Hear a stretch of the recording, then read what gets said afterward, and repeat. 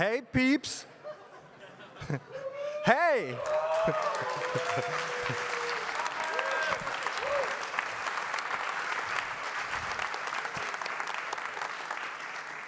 Hey guys, welcome to the Lightning Talks. My name is Thomas Beck.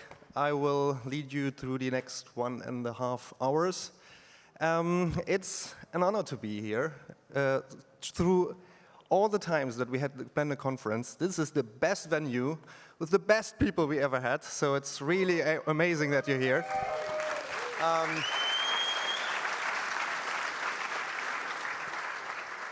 For all of you that don't know how Lightning Talks work, it's like we have 5 minutes per participant. Some of you choose to just have 2 minutes because they just want to make it quicker for you.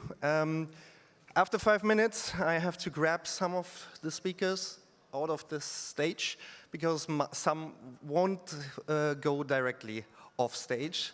But most of them will hopefully respect the time limits. And when we're done with one speaker, the next one comes up, the next talk starts, and we're starting again. So time is running up already. First one will be Sebastian, and please come on stage. A big round of applause. Thank you. Hi. Hi. I'm Sebastian König from BlendFX, and I'm going to show a project that is kind of something coming for me like full circle. There is a video coming up shortly. So this is about kind of the beginnings from my Blender journey. So back in, Jesus, this is not supposed to look like that. The signal appears to be very noisy. Can we have a solution for it? No. OK, time is running. Anyway, just imagine it looks great. Well, as great as something from 2007 can look like. So this is my first submission for the Blender Suzanne Awards in 2007.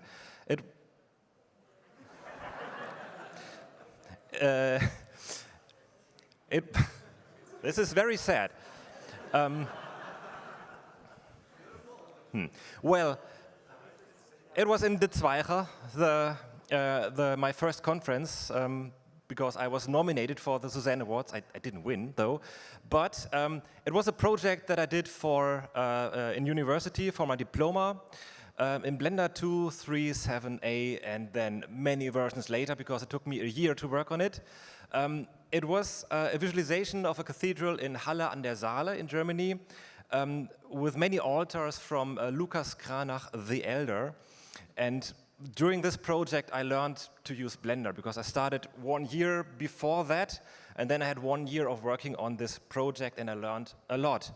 And recently, I was asked by the director of the museums in Aschaffenburg, who was curating this exhibition that I did this for in 2007, to if I still have the files and if I can update the project maybe for an exhibition that is running now in Aschaffenburg.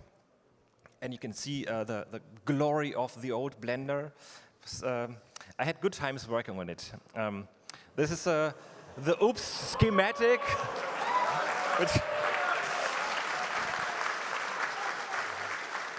the bragging screen back then.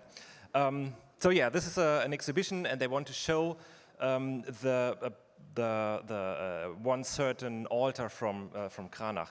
I opened the file with Blender 3.2 and it worked. I mean, of course, I did have to assign the materials, activate use nodes, and load the textures. But apart from that, I could just use it. Here you see one of the altars in the museum in Aschaffenburg, and we were asked to do a video and an AR app where people can see where this altar would have been standing in the church. We ended up not doing an AR app, but a touchscreen app. I've updated all the files in Blender, increased the textures, and improved a lot of details. And then we exported that to Unity and had a nice a touchscreen app, which people in the museum can use. And the other thing was we had to render an animation, or not an animation, just a fly-through. And this is for me, this is coming full circle. Like, I started 18 years ago with Blender, and then 2 years later I had my diploma with this project, and now I have done this again. And it was fun to work on it. It was quite similar to this experience. Like, you think things work, but then they don't, and then things are noisy. Working with cycles, of course, was a major challenge because of noise. Different noise than this one, but well, the rendering a 6K image for the touchscreen app was very smooth. Like, just a few minutes, really, 2 to 3 minutes, and we had a gigantic rendering. It looked awesome, perfect, sharp, no noise. But once you animate that, of course, it's flickering all over the place. So that was a challenge. I used a couple of denoising tricks and had to then use multi-layer rendering and denoising with itself and using the passes and stuff like that. And in the end, I had to use DaVinci Resolve and Fusion for temporal denoising, and then adding all the flares and that stuff so that we could render that. It looks a little bit better in normally, but yeah. So for me, this is the end of a long chapter, but also the beginning of a new chapter with Blender 3.3, which is still awesome. By the way, this is how it looks like today. So basically, I just want to say thank you to the developers for Blender, and it's impressive how far Blender has come. There's supposed to be another image. Well, it's a bug. It's just, this is like working with Blender, so that's fine. Thank you.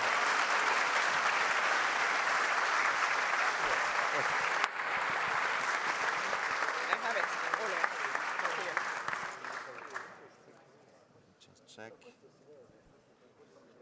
Animation Fabric. Animation Fabric is next with Lukas Walzer. Hey.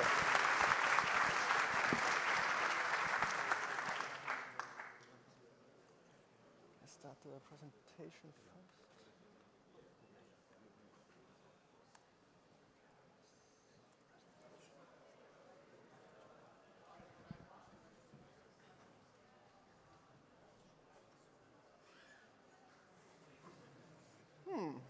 Hello, everyone. Nice. Yeah, I'm Lukas Walzer from Animationsfabrik. We are a small animation studio from Hamburg and Warnemünde, and I just take the advantage of these lightning talks to show you some of our stuff that we made in the past months and years.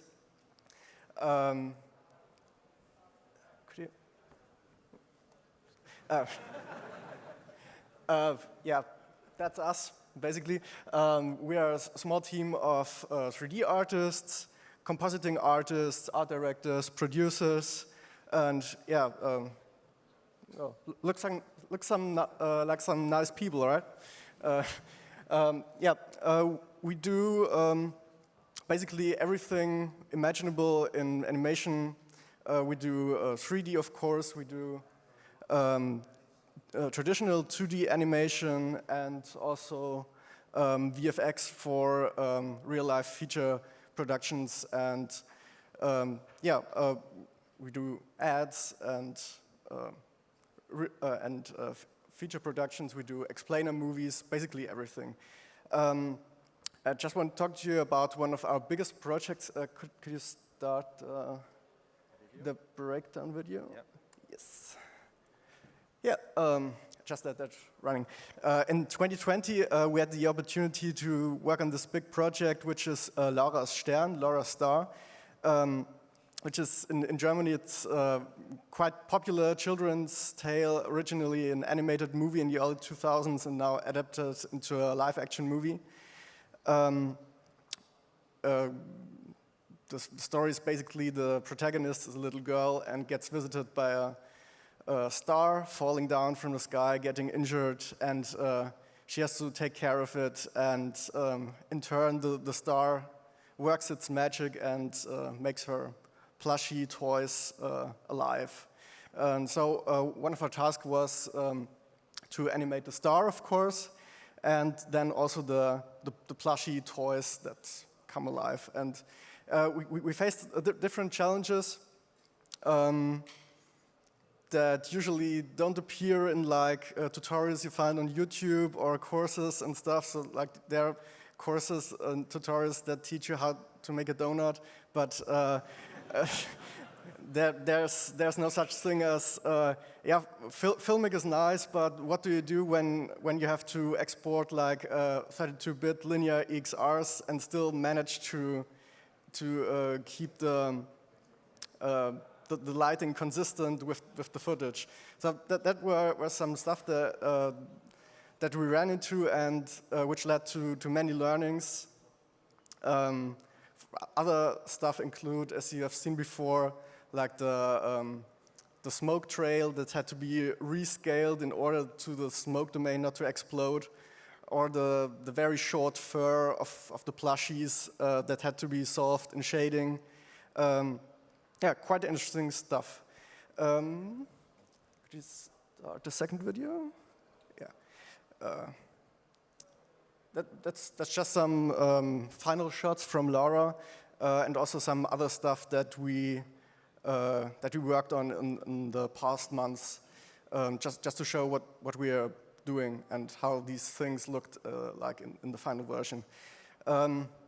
So as I said, Animationsfabrik is a relatively small studio, but nevertheless we have like 20 years of experience in animation industry. We already worked on the early animated films from Germany in the 2000s, and just recently, 4 years ago, switched completely to Blender in our 3D pipeline, and I think no one regretted it.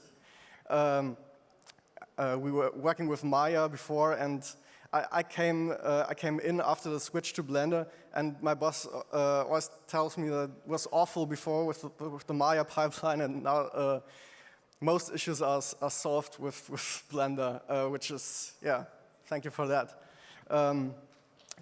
So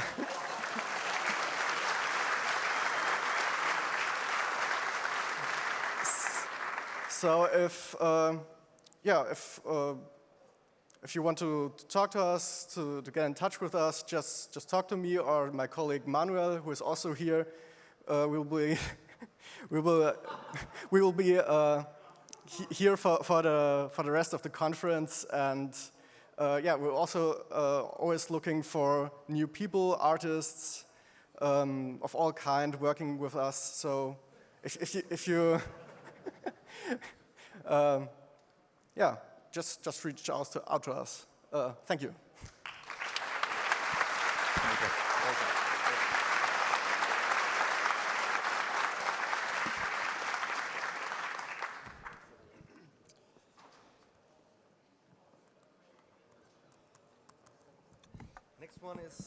Next one is spaceflight VFX with Jonathan Lax. Let's do sound. Ja, wir hatten keinen Sound, ich weiß. Ja, gucken wir mal. Just cool. Yeah. Do the first 2 frames of the PowerPoint. And do the short space. Just only when I switch on. Hello, my name is Jonathan Lax. I'm from the UK. I run Gecko Animation Limited, and I did a project last year for Virgin Galactic, and I'd like to show it off and show a little bit of how certain effects were made. So do you want to cue up the video? Next thing, that's short. And do we have any sound? I'm very proud of the sound, so I managed to get my brother Alistair onto the project, and he's a composer, fantastic sound designer, and so to get him on board with this was fantastic.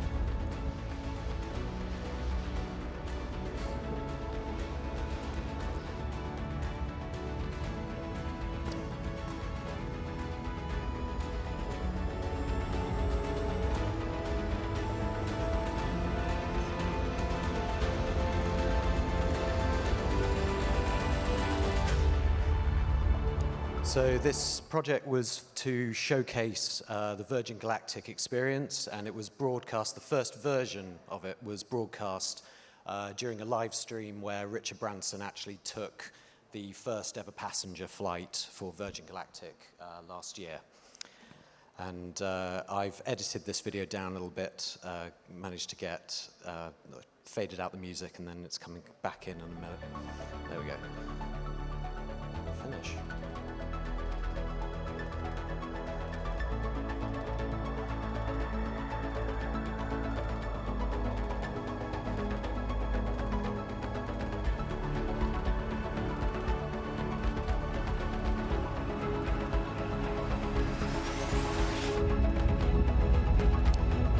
So now we're back down to Earth again.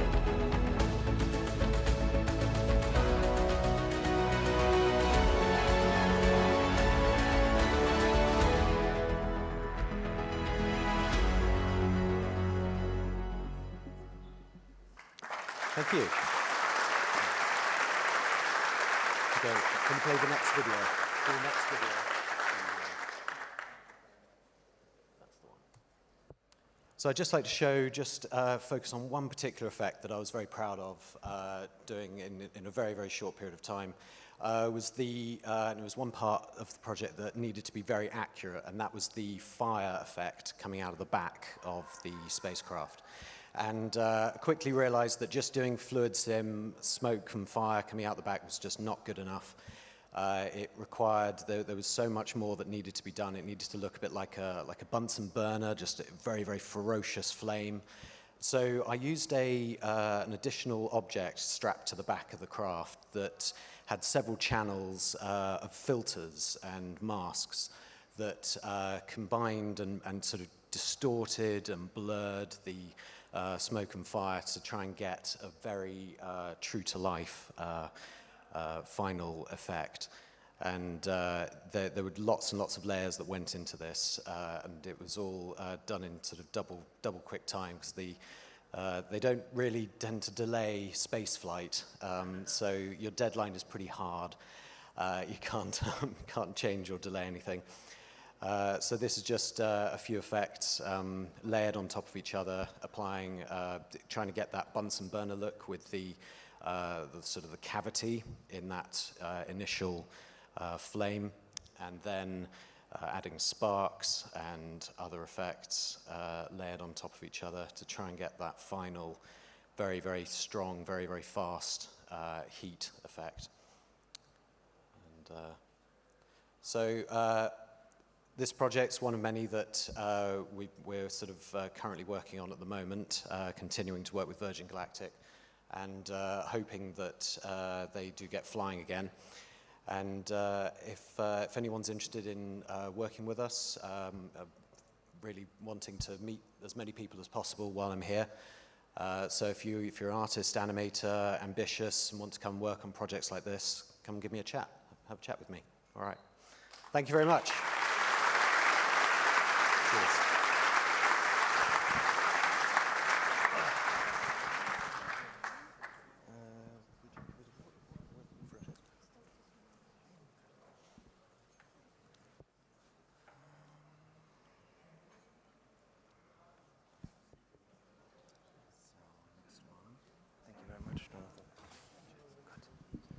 The next one will be Artists Help Artist, Laurie Ennis and Thomas Murphy.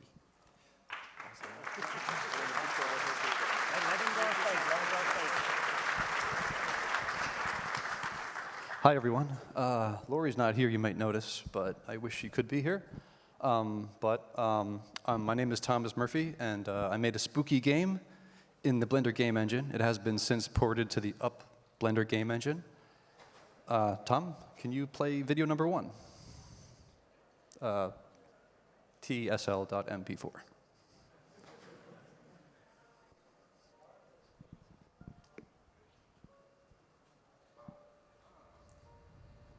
If you're playing this message, then there might still be time. Get out of these woods. Before the sun sets, there is someone or something evil here. We don't choose how we enter this world. If you stay in these woods after dark, it will choose how you leave it.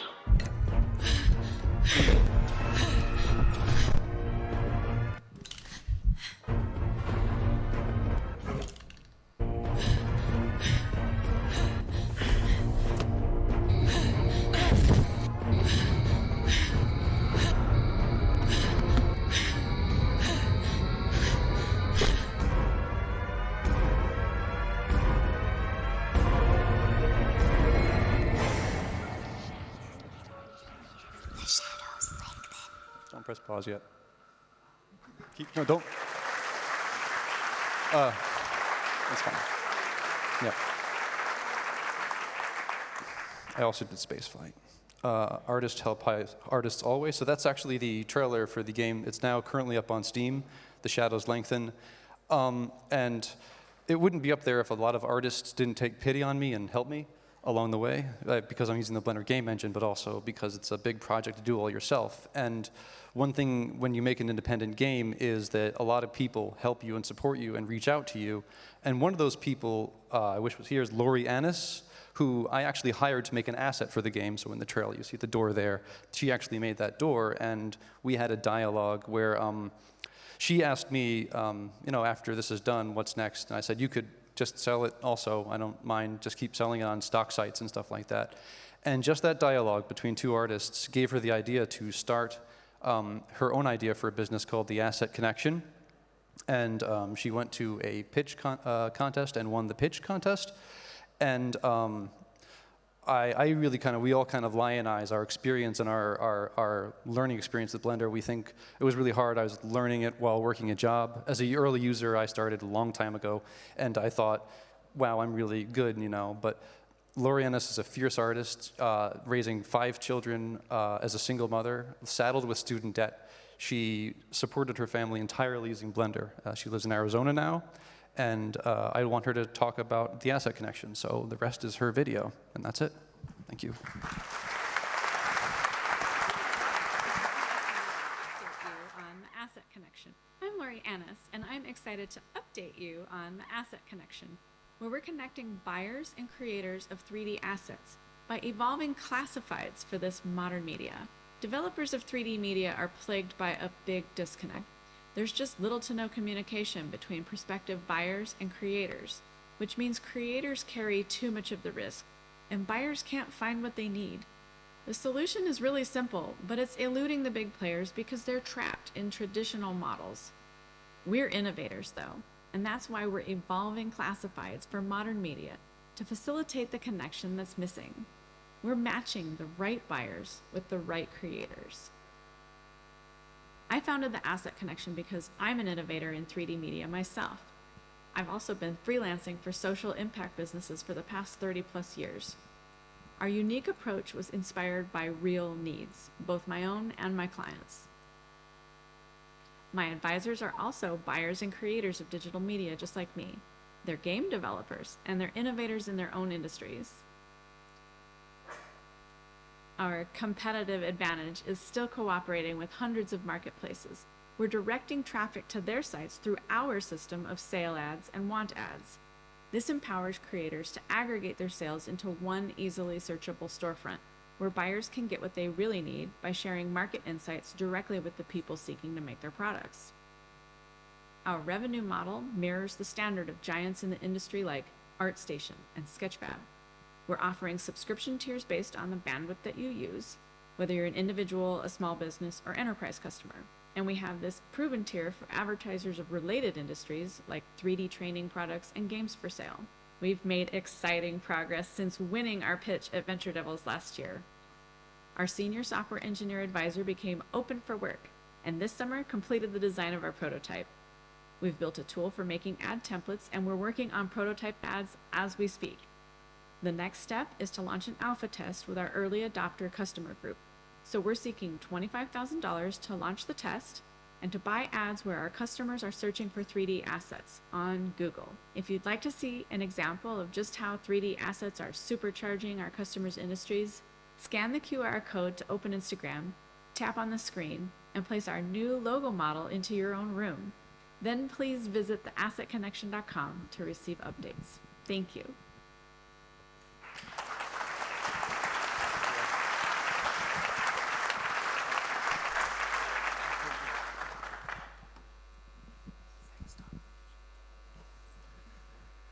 The next one is Project Schläger's postmortem, Peter Beintner.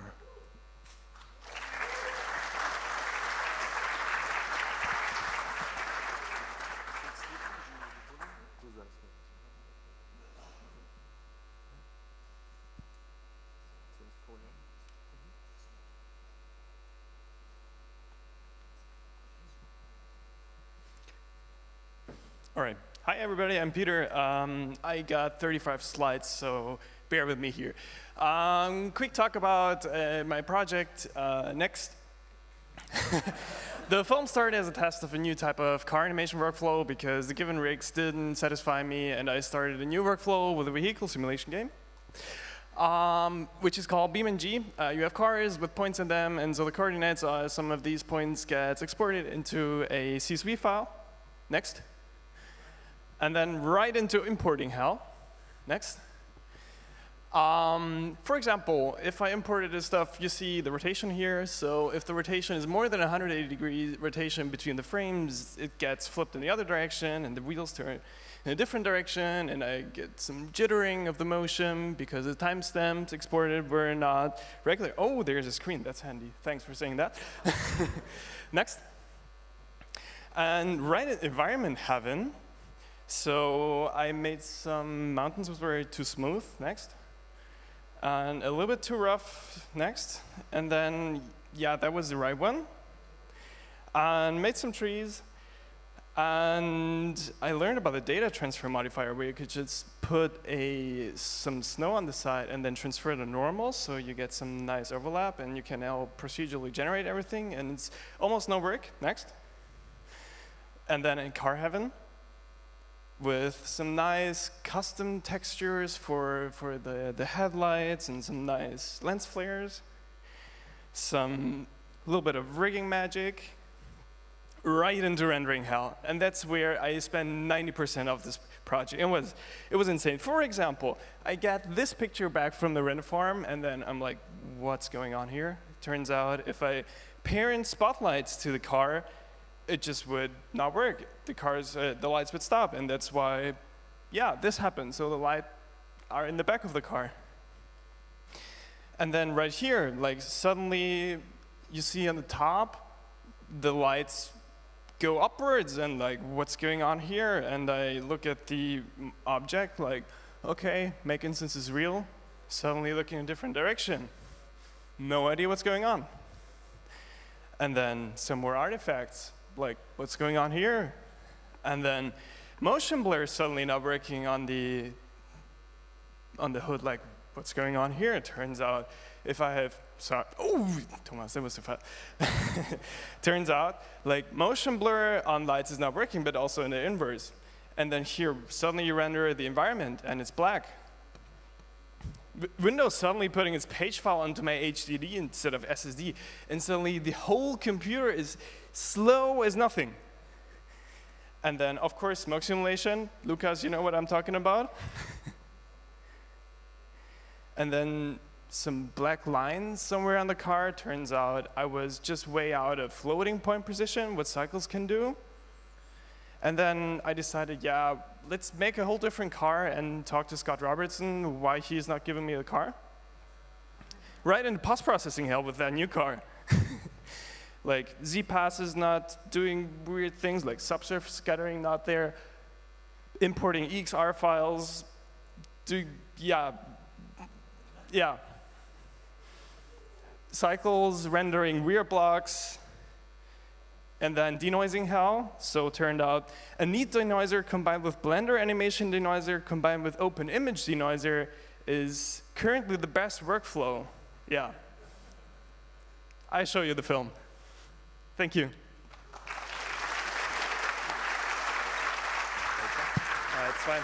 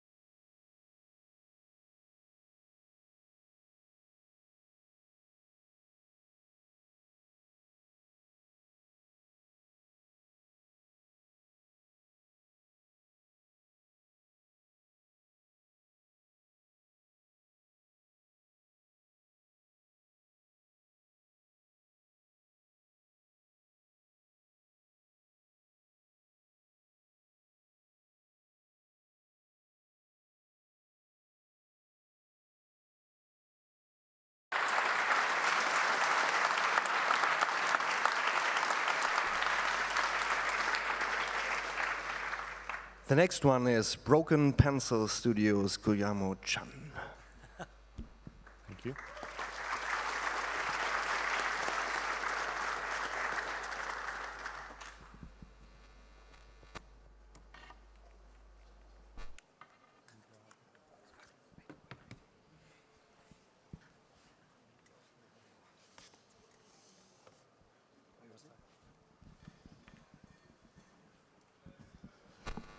Hello, my name is Guillermo Chan. I'm the Chief Creative Officer and founder at Broken Pencil Studios. Let me just go to the slideshow. There we go. I'm just gonna stay here. So we believe that we're all a little broken, but any broken pencil can create beautiful art. And that's the premise behind our name and what we do. So that's Broken Pencil Studios. So we started as a workshop. I started giving free workshops for people that wanted to use not only animation, but drawing as a coping mechanism for anxiety or any mental health. And that's why we believe that we're all a little broken, because we all have our background stuff, right? So it started like this. That first image, I was there, and apparently I had given the wrong address. So I was like scared because I was like, oh, no one's gonna show up. But people showed up. And it was at a coffee shop. Then we did another one, and it was a little bit more organized. We were able to actually have some people. We were showing stuff and whatnot, and we were drawing on our walls and whatnot. Oh, by the way, we're based in Calgary, in Canada. And that was the start of Broken Pencil Studios. Now I'm going to show you a little bit of our demo reel, which is where we have gotten so far. But this is last year's one.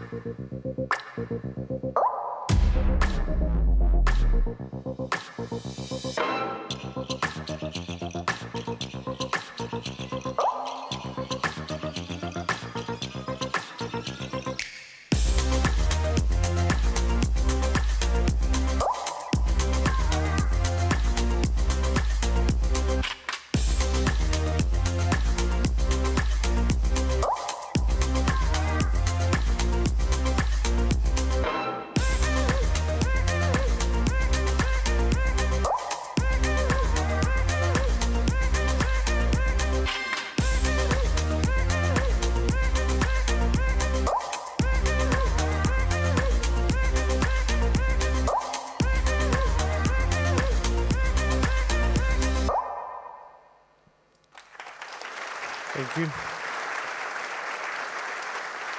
That was just in case, because apparently things were wrong. So I was like, oh, maybe just in case if it doesn't work. Anyways, we have grown. Now we're a team of 8. We grew last year even more to 12. We had to scale down a little bit. And this is our awesome team. And I could not be here if it wasn't for every single person that has actually helped us come to where we are. And our verticals in the company are 3. So basically we do corporate stuff, explainer videos, graphic design, web development, UX, UI, you name it. We are also incurring into entertainment, which some of you might actually recognize on, there's little stickers, the way I have been giving around. And we also do learning as well. We're actually we're starting to go into learning side of things. But I wanted to talk to you guys about mental health specifically and why we're actually doing what we are doing. Our mission is to make a positive impact in the world through design, animation, and illustration. So this is Purple Dragon, our first IP. We're actually working this. We started working it in conjunction with CBC in Canada, where we actually created the production document. And now we're actually going into potentially production. We have been talking to big broadcasters. Hopefully, this is something that you're going to be able to see in the future. So mental health in animation. First thing is, I am personally very fond of that, and I want everyone to be able to openly talk about this.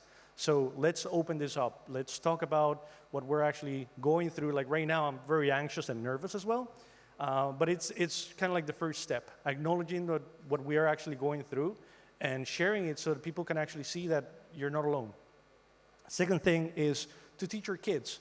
Our IP is actually focused on emotional regulation and emotional understanding for kids, which is why Purple the Dragon, it's a little dragon that changes colors based on how he feels. Oh, sorry. And then let's collaborate. So we're working on Purple Dragon, and we would love to actually have like more collaboration in the industry. So please, like, if you want to be part of this, reach out to me, and we can talk about that. The book, we have to finance this somehow, and because we had the initial story, I said, you know what, let's go ahead and create a book, and let's go ahead and sell it, so they can actually create something, and we can reinvest it into the production side of things.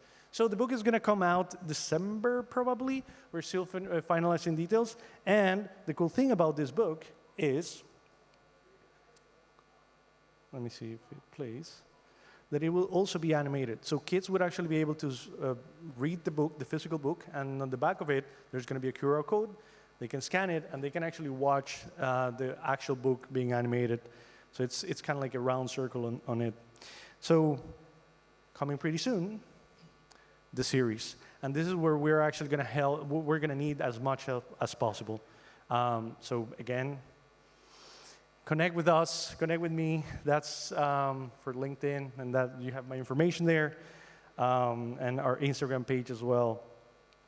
Thank you, everyone, from a fellow Blenderhead. Awesome. Great.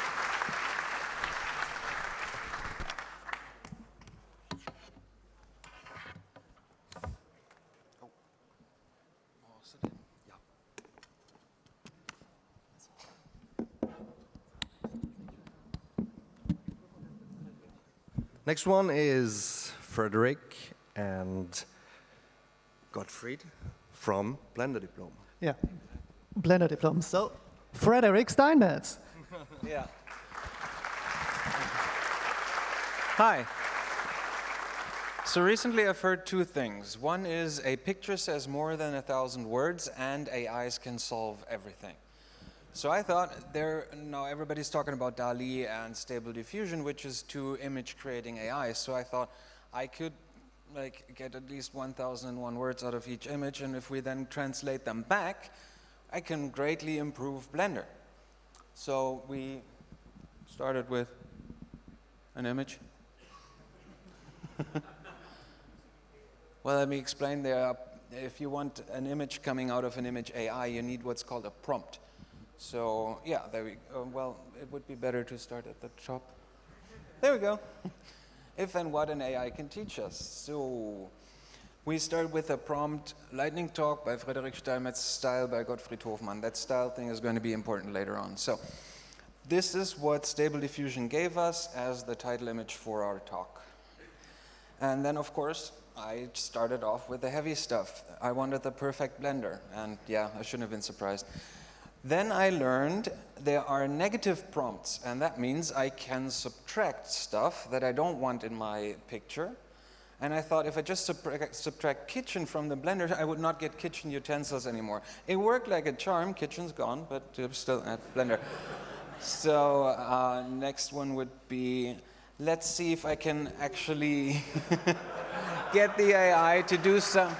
I thought I need to be more specific, so I did that, and yeah, that didn't turn out well. But here's the good news.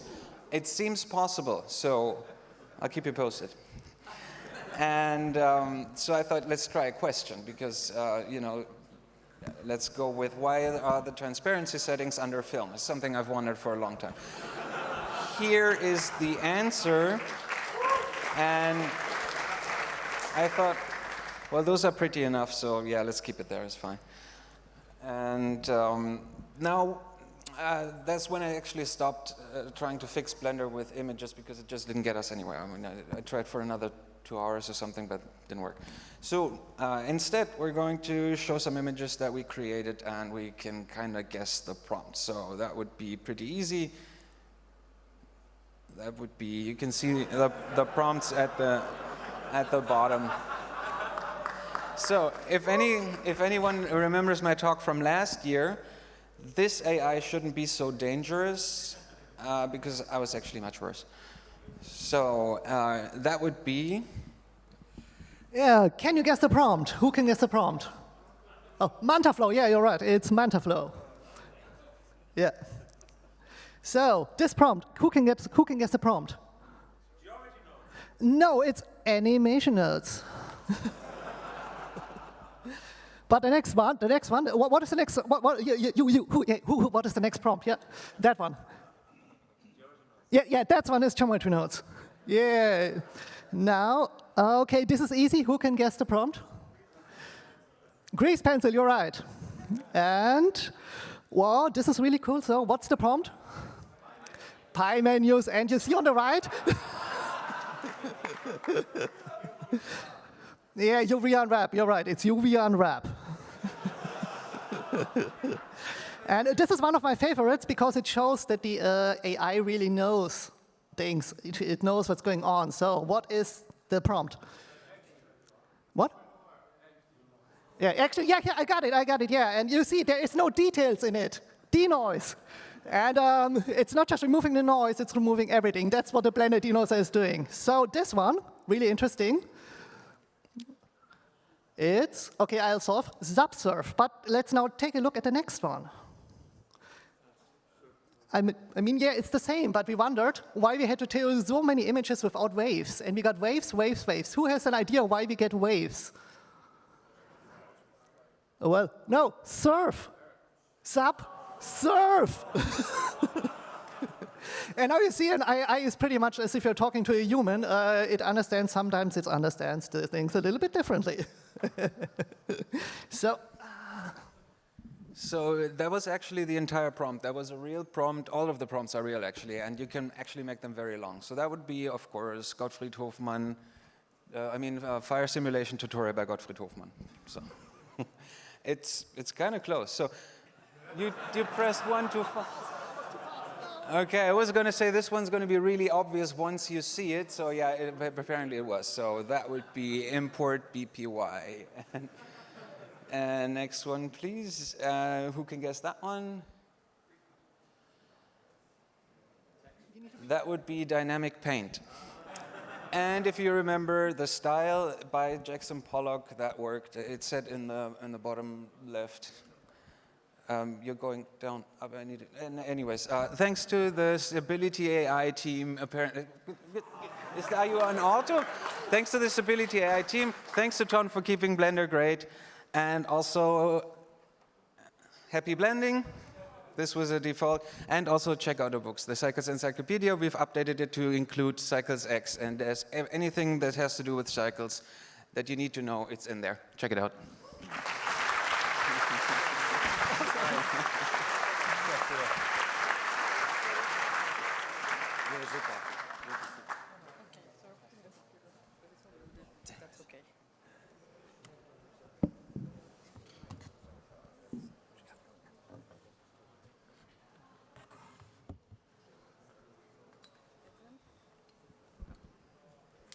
Sound?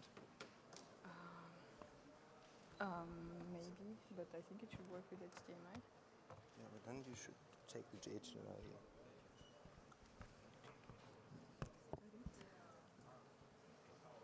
Like this one? Yeah. This one for sound? No, this one is the HDMI cable. Okay. But everything works already. It's working? Yeah. Oh my god, it is working. Next one is Patas Animation, Sarah Fedlofer and Daniel Salazar. All right. Hey.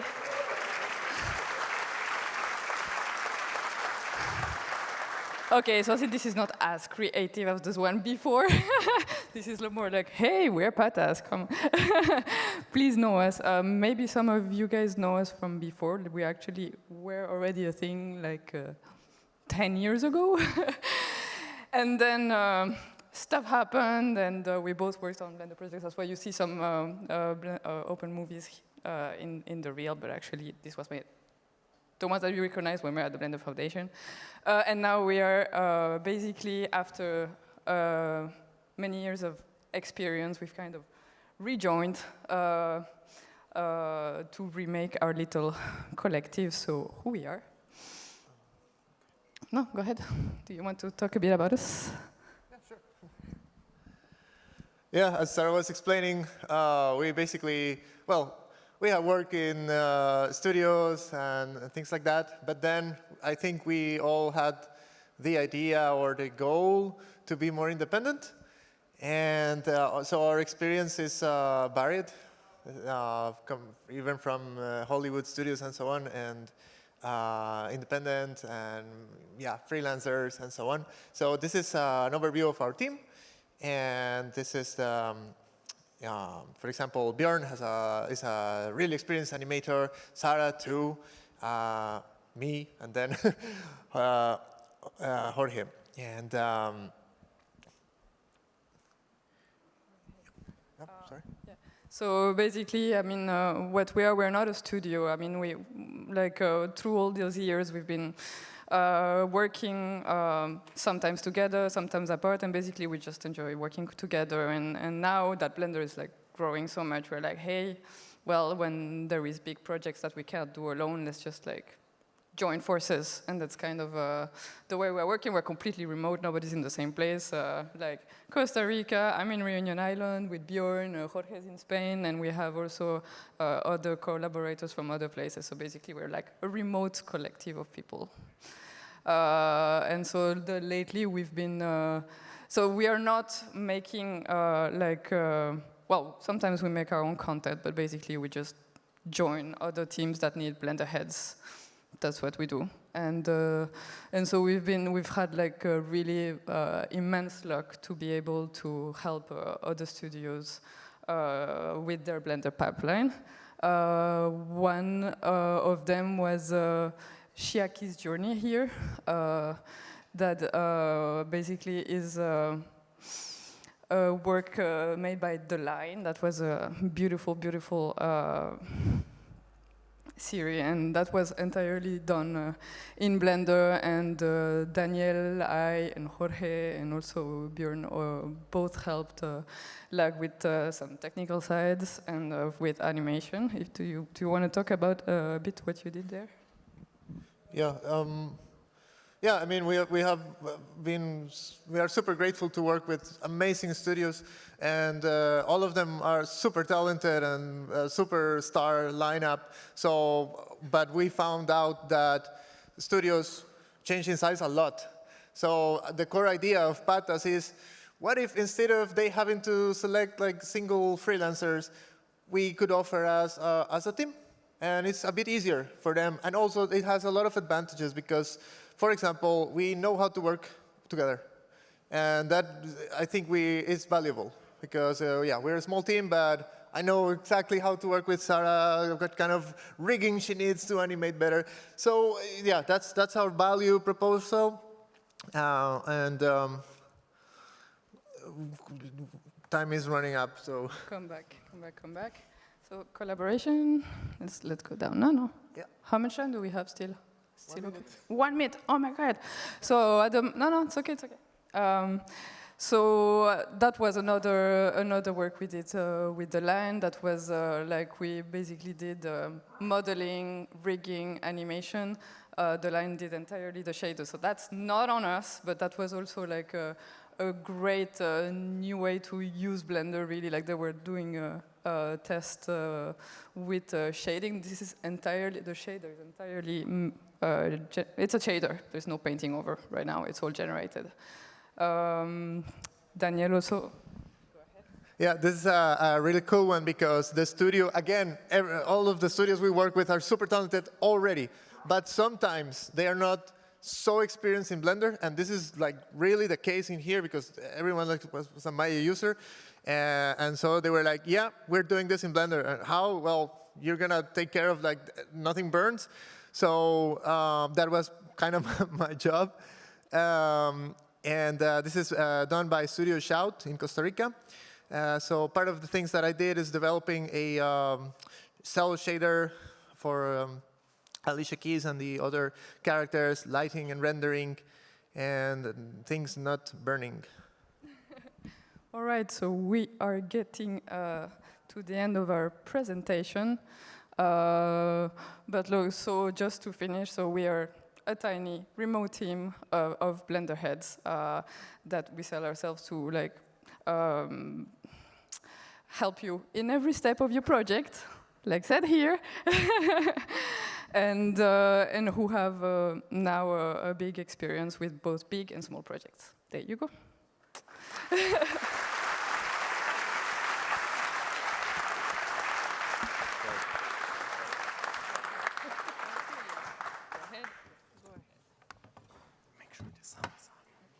Make sure, macht sicher, dass der Sound an ist.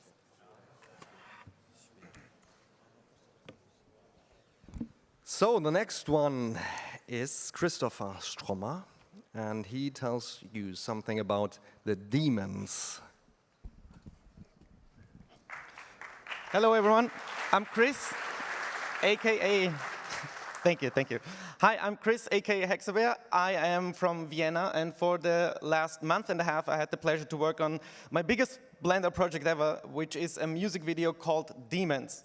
So I'm here. It got done in time for Halloween to premiere it also at BCon 2022. I'm very proud of it. I hope you enjoyed. And before we are rolling the clip, it involved a lot of rotor work and keying, and I did most of the VFX shots myself.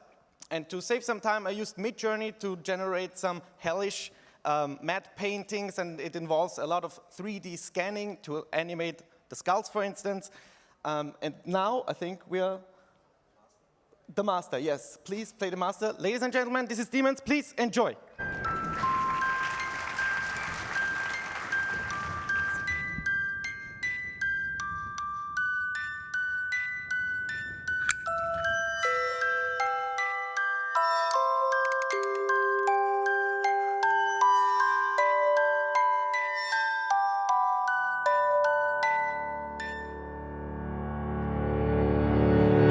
Darker, it's impossible to see. Voices screaming, they are standing next to me in this nightmare.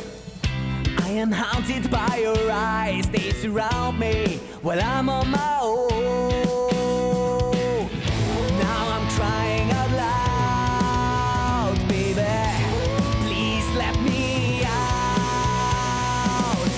I'll blame you for the voices in my head, for the demons beneath my bed, for the fears that I have. I blame you cause you left me here alone. Now my hopes and dreams are gone. No, I can't move on. I think I'm drowning, I sink in my misery. It's getting colder when somebody can't find me. Oh, I need someone to wake me from that dead. I want someone when I'm on my own. Now I'm trying to break free. Can't you just let me be? Now I'm crying out loud, baby, please let me out. I blame you for the voices in my head, for the demons beneath my bed, for the fears that I have. I blame you cause you left me alone. Now my hopes and dreams are gone. No, I can't move on. I blame you for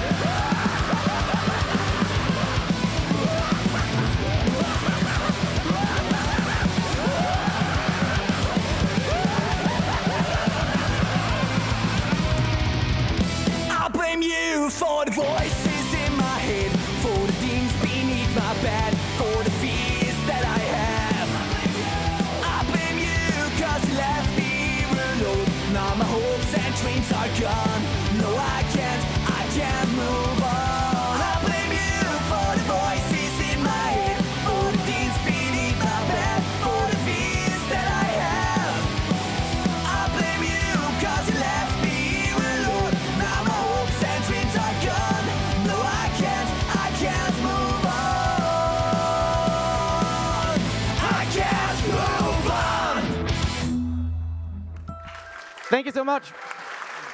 Have a great conference.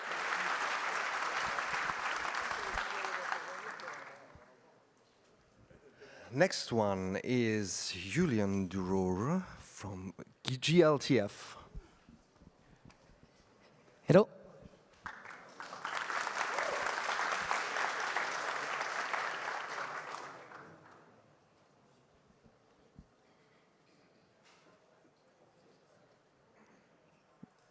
Yeah, so my name is Julien Durour. I'm the developer of the GLTF importer-exporter in Blender that is shipped by default with Blender.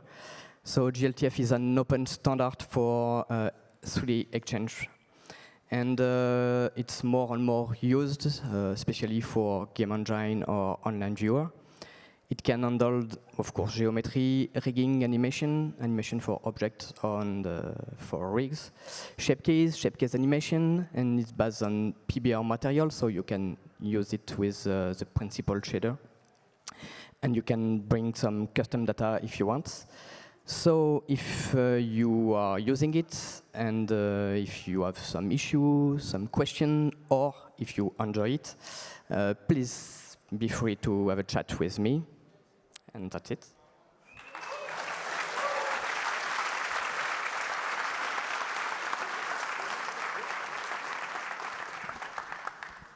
Now comes Thomas Flynn, and he tells you why Sketchfab loves Blender.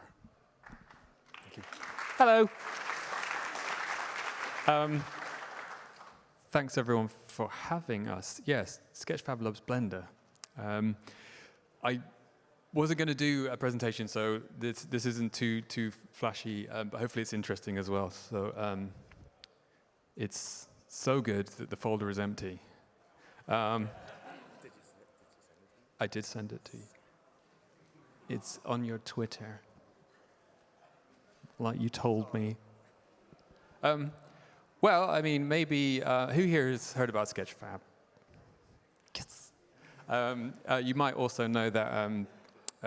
With the help of Blender Nation, the Sketchfab, the Blender community crashed Sketchfab when it was in the early days, probably 2012. Is that right, Bart?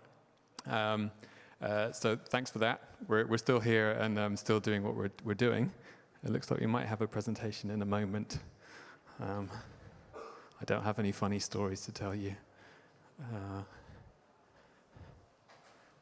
Here we go. Yeah. We can go to the next slide now. Thanks, Tom. So I'm Tom, one of the community managers at Sketchfab. I also work with cultural heritage organizations to digitize and publish museum stuff. If you're not familiar with Sketchfab, it's a place to publish, share, download, buy, and sell your 3D models online in real time. So the idea is that you have a 3D model and you want to show it to people in 3D, and you can embed it in a website. You can share it on all your social channels, that kind of thing. It's also a community of millions and millions of creators. So that's artists, designers, brands, architects, museums, cultural organizations, and everything in between. And it's free to join, so if you haven't tried it out, please give it a look. If you have the time and inclination, there's like all kinds of different content. This is actually a screen grab of stuff made by Blender artists. There's many awesome 3D models. I haven't got in this presentation about the model inspector. That's a way that you can look at things like model normals, wireframes, UVs in your browser. So you can, apart from enjoying the art, you can also kind of explore how it was made. A lot of people use Sketchfab to, as part of their reference process when they're creating not just 3D art, but 2D art as well. They want to look up what does a car look like from a particular angle. They'll load up a Sketchfab model. Next slide, please. So many of the team within Sketchfab use Blender. I use it all the time for editing photogrammetry scans. Developers, we kind of encourage, it's a great way for people to get into 3D, as you probably know. And so we have help center articles. I've written tutorials about it on the blog. We have art spotlights on the blog from Blender artists explaining how they made something in Blender. So there's loads of content, and we're really pushing Blender all the time. You may know some of the other people. You may know Bart from Blender Nation, Blender Artists. He's in the crowd. Woo, indeed. You might also know Phil, who presented just a little while ago, and Conrad, who's going to do some presentations tomorrow. He's got his own presentation, and also he's doing a workshop on the Sketchfab plugin, which I'll talk about in a second. The Sketchfab Masters are a group of super talented artists that we work closely with on the platform to kind of help other artists improve. Next slide, please. I should also say Abby is here, and Loic and Alexander. Loic is a Loic is a developer. Alex is a product designer. Abby is another one of the community team. And one cool thing that we've done for this conference is that Sketchfab sponsored a challenge via Blender Nation to recreate a splash screen. You would choose your favorite splash screen from any Blender release and remix it in 3D and then upload it to Sketchfab so you have an interactive 3D model. And what we did is the prize was we would pay for people to come. So Nijuan and Pau from Argentina or Spain are here, and you can check out their wonderful winning 3D models there. If you search for the Beacon Challenge on Sketchfab, there are actually loads and loads of awesome entries as well. Next slide, please. A quick mention of the Sketchfab Blender plugin developed by Loic. So if you see somebody who looks like that, maybe less of a color gradient, you can talk to him about it. It's a free plugin, easy way to publish your work on Sketchfab. It gives you access to over 1 million free and paid 3D models on the Sketchfab from the Sketchfab community. So if you're looking to kind of build scenes or populate your projects, tomorrow at 2:20 in the classroom, Conrad will be giving a demo of the plugin and showing you how to make a spooky Halloween scene with assets sourced from Sketchfab. It's very simple. You can kind of just search for pretty much anything. There's almost anything you could search for. There's a 3D model of it on Sketchfab. A huge variety of different styles, different content. If you upload to Sketchfab using the plugin between now and December 31st, you also get to try out Sketchfab Pro, which has some nice perks compared to the free tier. So do check that out. I think that's the end of what I've got to say. So thank you for listening, and please check it out.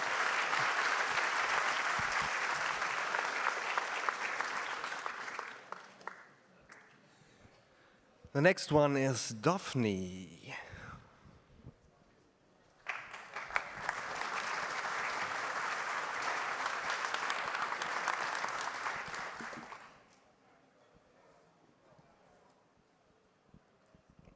Hi, my name is Daphne. I'm a hobbyist using Blender. I like to design jewelry that I then have 3D printed.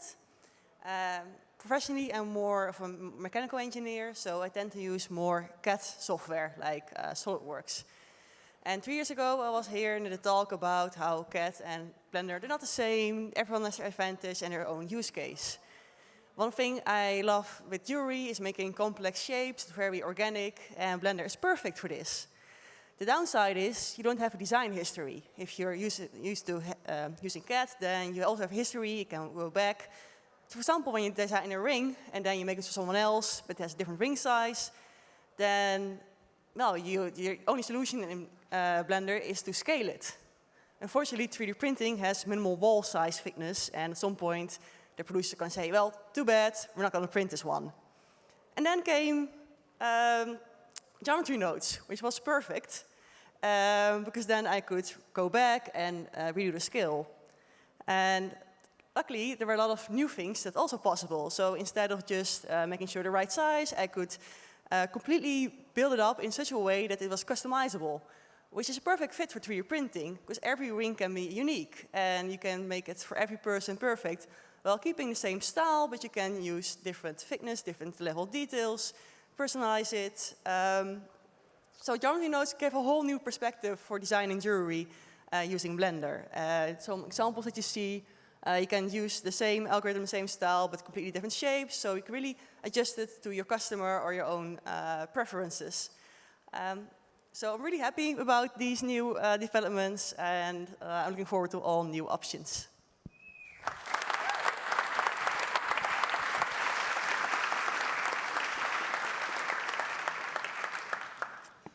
The next one is Render Street, Marius. Thank you, Thomas.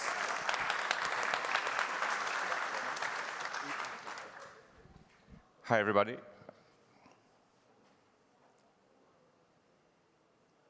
Thomas, will you be my clicker for tonight?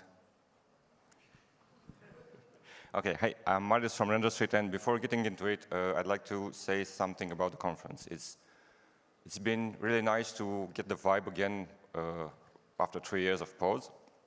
And I think the most important thing that I've learned by talking to a lot of people these past 2 days is that really, even if we live interesting times, everybody is okay. And I think this should not be underestimated. Okay, now enough about you. Let's talk about me. I just wanted to share a number with you.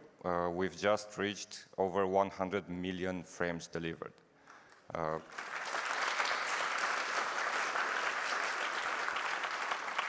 Thank you. It's been an interesting journey. It's been hard. We're doing Blender rendering for you, and we're doing really well.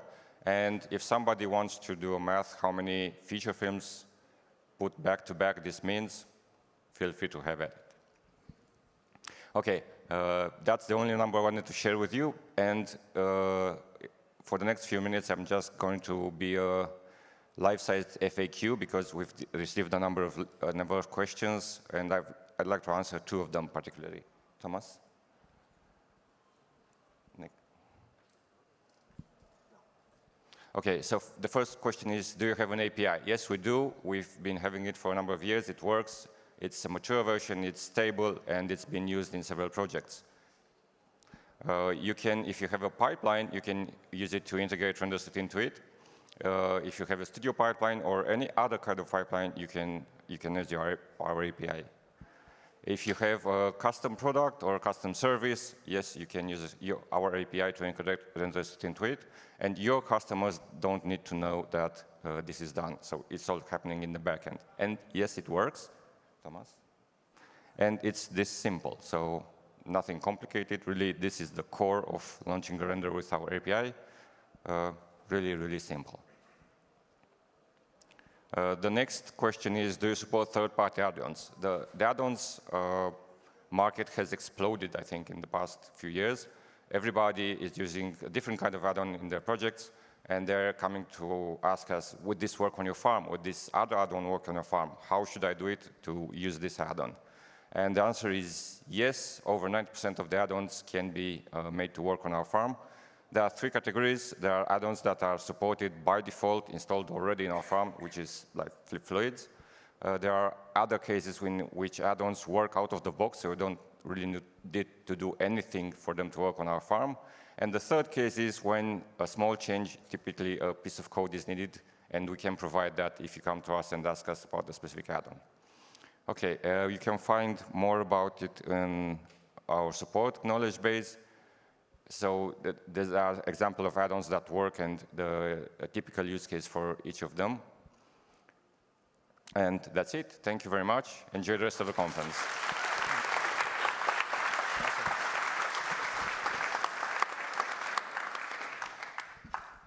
So the next one is Tom. He tells you something about an animated film, Alone. Thank you. Hello, everyone. So my name is Tom Valentin. I'm 19 years old, and I come from Switzerland. And today, I'd love to share with you a 3D animated short film that I did that is called Bully. I started creating it when I was 14 years old, so 5 years ago. And it took me 4 years to realize. And so, yeah, I guess we're just going to show it. You can see that, at least hopefully, that the quality gradually improves throughout the film, because the first shots were done at first, and the last one, like the most recent one, at last. So that's it. Enjoy. Thank you.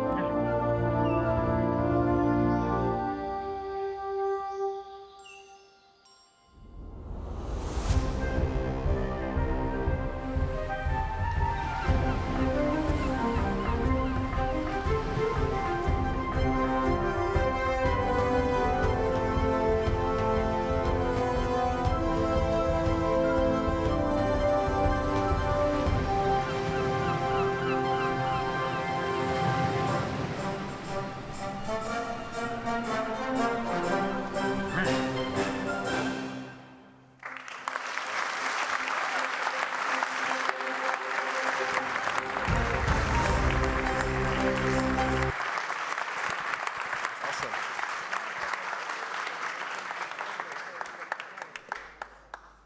So our next presenter is Joshua Knauber, and he will tell you something about visual scripting for add-ons. Hello, hello. Hey, yeah, so I'm Josh, and if we can get the slide, I will tell you a little bit about a small add-on I made. It's kind of the most meta of all add-ons because it's an add-on to make add-ons, which, you know, yeah, we can get the slide up.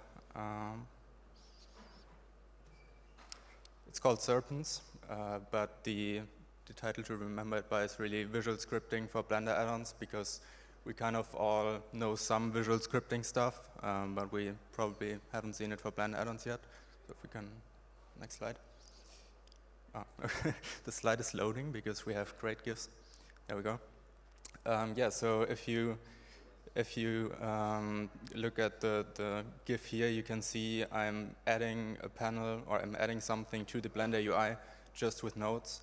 So I added an add to panel node and then a label node, and I used the picker on the add to panel node to pick the location in the Blender UI where I want to add my my interface options. And then I right-clicked some option in the Blender interface, in this case a color from this material.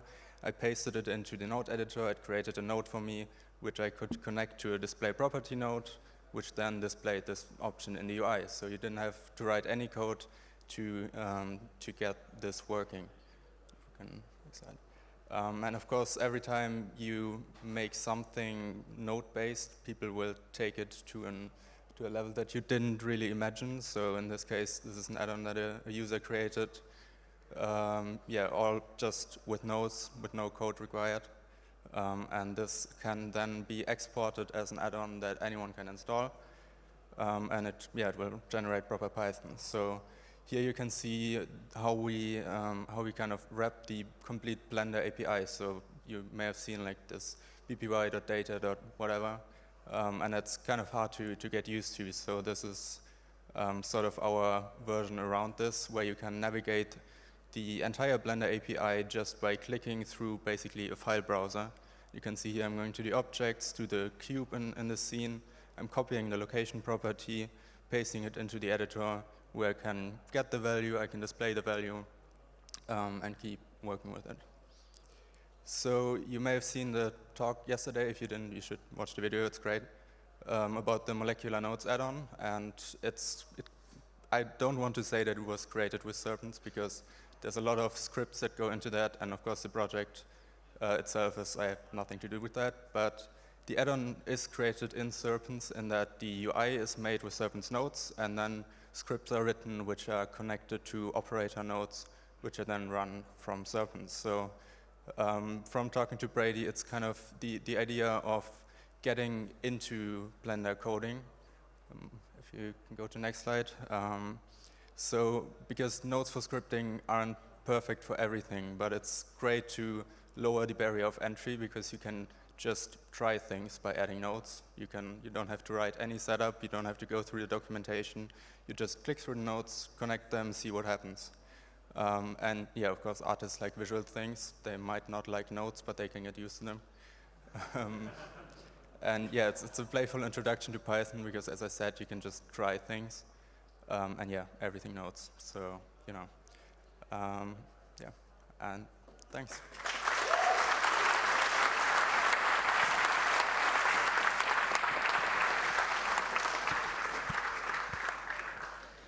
Our next participant will tell you why he thinks that Dropbox sucks.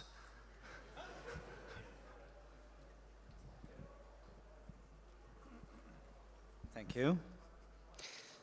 I don't have a presentation, just a short, sad story. So occasionally I work from home, and we use Dropbox as our sharing system.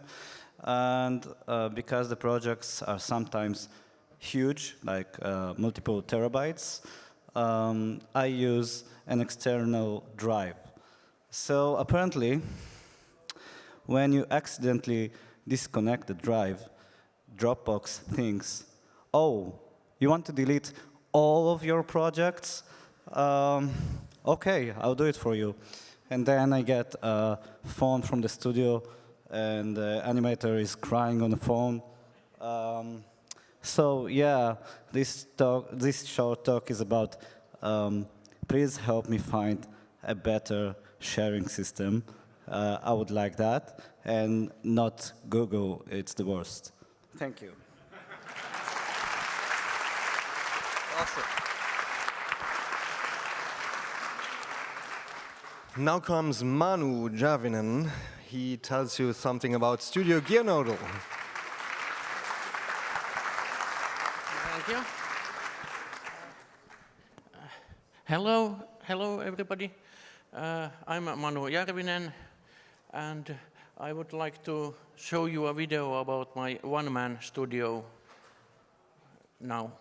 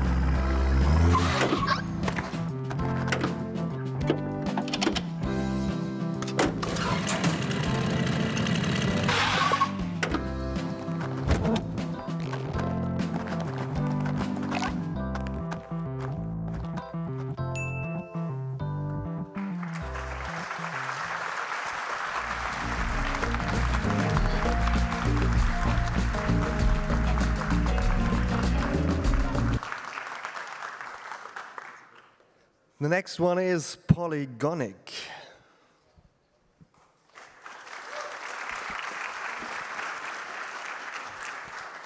Hello, everyone. My name is Jan Vopička, and my name in Czech means little monkey, so you can imagine the jokes I get in the office. And I'm a co-owner and technical artist at Polygonic. Are there any other technical artists in the room? Yeah, I see one. Nice. So I'm not sure how you explain what you do, but what I usually say is I do whatever is too annoying to do for the artist and too boring for the programmers. And we'll show you in a minute a short video that we made very quickly before the conference that will show what we do. We are a Prague-based studio of Blender people, and we do architectural visualizations and Blender add-ons. So our company name is Polygonic, and we do add-ons that are named Materialic, Traffic, Botanic, and Aquatic. And render set, we did not get any funny name for the render set, any IQ. If you have any funny name for the add-on with IQ, you can tell us. And a lot of what we do is based on the fact that we do architectural visualizations. And because of that, we know what we need to create large-scale scenes. And we project that into our add-ons a lot. So you can see, for example, here, this is our flagship, the Botanic. It's an vegetation add-on with all sorts of assets that are optimized for large scenes. This is from the animations release that we've done last year, I think. Yeah, there was one lightning there. Ah, there's another. Cool. So this is pretty much what we do, and I will now give the word to our CEO, Adam, to tell you maybe more details about us and the community. Well, so hi guys. Thanks for watching, actually. And also, I would like to tell you, before I forget, actually, I need to get that off my head. We've got lots of stickers. They're Blender themed. We've got 100 arcs of paper like A5, and you can actually take them. We'll put them after this lightning talk in the market area, you know, where the booths are, and they're just free for you to take. There's the Blender logo, the default cube, the donut too, and some of our logos, which if you can use them. There's like a icosahedron with subdivision 0, or Botanic. It basically looks like a tree. Or we also have an add-on Blender Kitty, which is just a kitty paw. So it can be actually used for anything. And what I wanted to say is I really enjoyed staying at the booth yesterday. We got to talk with a lot of you. It was very interesting, how everyone perceives Blender a bit differently, and everyone uses it for something slightly different. And a lot of you also participated in our contest, which is to model a dragon in 5 minutes. And we've got a lot of very interesting results. We'll try to put them together to see everyone's approach to that. So maybe I can talk a little bit of what we're seeing. This is Aquatic. This is one of our newest products. It's basically about pre-rendering. OpenStreetMap is a collaborative mapping project. So here's a kind of example. And our add-on has more than 150,000 users. Please raise your hand if you used our add-on. Oh, great. So now I'm going to talk about work in progress. Please, the next slide, please. So we are going to bring much more realism to the generated scene. Street segments will be generated, pedestrian crossings, sidewalks, street lamps, and so on. Buildings will also get a more realistic look. And a few words about what's going on behind the scenes. Next slide, please. So it's heavily based on geometric nodes. They don't generate curves based on OpenStreetMap data, and applies a specific geometry node setup to generate streets, sidewalks, street lamps, and so on. And for the buildings, the next slide, they will generate a point cloud and apply a specific 3D building block for each point to create a realistically looking building. So that's all for now. We're going to release our add-on, our next version, a big release as soon as possible. Thank you so much for your attention.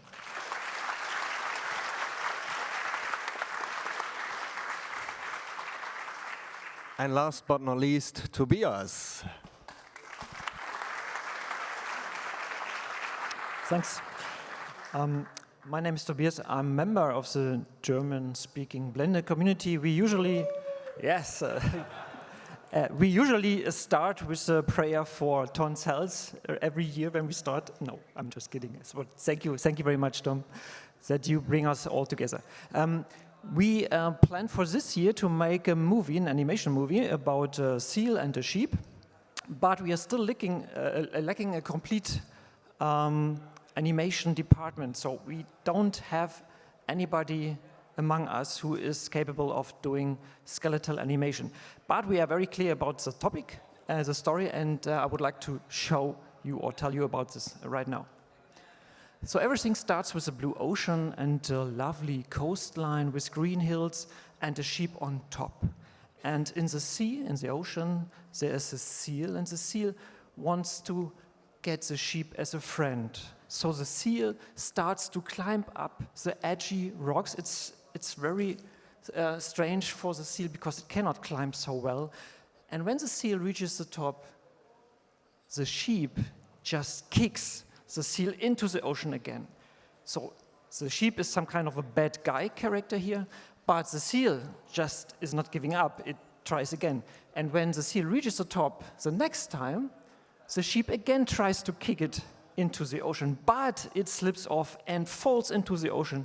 The seal rescues the sheep, and then they become friends. So this is the story, and we would like to produce it within 1 week, so it's a very short story, and we planned to do it 1 week preceding Christmas. So if you are interested to do the story as a skeletal animator, then just get into contact.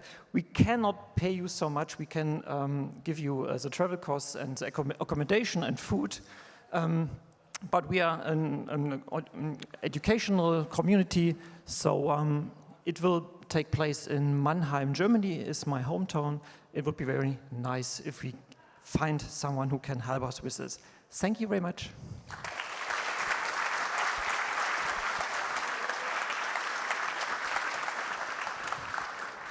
Yeah, and this concludes the lightning talks. Thank you very much, all the presenters. You're really heroes.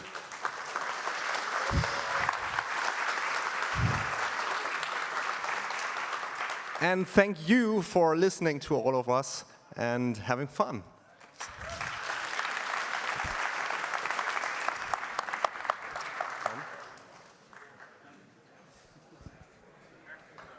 Next one is Susanne, right?